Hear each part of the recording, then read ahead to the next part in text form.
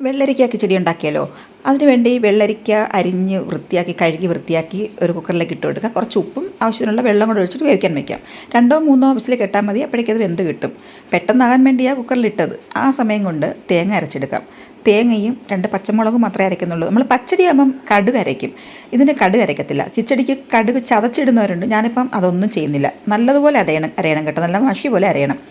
ഇത് വെന്തിട്ടുണ്ട്. തുറന്ന് നോക്കി വെന്തിട്ടുണ്ട്. അതൊരു പാത്രത്തിലേക്ക് മാറ്റി കൊടുക്കുക. അതെന്നിട്ട് വെള്ളമെല്ലാം നന്നായി വറ്റിച്ചെടുക്കുക. വെള്ളമൊന്നും വേണ്ട. എന്നിട്ട് അരച്ചതും കൂടി ചേർത്ത് കൊടുക്കുക. തിളച്ച് പോരുത് കേട്ടോ. ആവി വന്നാൽ മാത്രം മതി. എന്നിട്ട് തൈര് നന്നായിട്ട് ഉടച്ച തൈരും കൂടി ചേർത്ത് കൊടുക്കുക. എന്നിട്ട് അതും തിളയ്ക്കരുത്. ആവി വന്നാൽ മാത്രം മതി. ഇതിങ്ങനെ കിച്ചടിക്ക് സാധാരണ പച്ചയ്ക്ക് വേവിക്കാതെ തന്നെ ചെയ്യുന്നവരുണ്ട് കേട്ടോ. ഞാനിപ്പോൾ ഇത് വേവിച്ചെടുത്തതേ ഉള്ളൂ. എന്നിട്ട് അതൊരു പാത്രത്തിലേക്ക് മാറ്റി കൊടുക്കുക. എന്നിട്ട് അതിന് ശേഷം നമുക്ക് താളിച്ചൊഴിക്കാം. ഇത് ലൂസാണെന്ന് തോന്നും, പക്ഷേ ഇല്ല. ഇന്നലത്തെ സദ്യയിൽ കണ്ടല്ലോ, ഇലയിൽ വെക്കുന്ന ഒലിച്ചൊന്നും പോകത്തില്ല കേട്ടോ.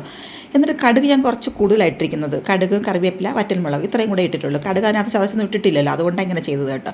അതും കൂടി ഒഴിച്ച് കൊടുക്കുക. ഇത് കുറച്ചുകൂടെ കഴിഞ്ഞപ്പോൾ നല്ല കട്ടിയായിട്ട് വന്നിട്ടുണ്ടായിരുന്നു. ഇന്നലത്തെ സദ്യക്ക് ഇത് ഞാൻ വിളമ്പുന്ന കണ്ടല്ലോ. ഇന്നലത്തെ ഞാൻ ഇട്ടിരുന്നു സദ്യയായിട്ടത്. അപ്പോൾ ഇത്രയൊക്കെ ഉള്ളൂ. കുറച്ച് നേരം അടച്ച് വെച്ചിരിക്കുക താളിച്ച് ഒഴിച്ചതിന് ശേഷം. അത് കഴിഞ്ഞിട്ട് തുറന്നിട്ട് പിന്നെ ഇളക്കി കൊടുത്താൽ മതി കേട്ടോ. അപ്പോഴേക്കും എൻ്റെ മണമൊക്കെ താളിച്ചതിൻ്റെ മണമൊക്കെ അതിനകത്ത് പിടിക്കും.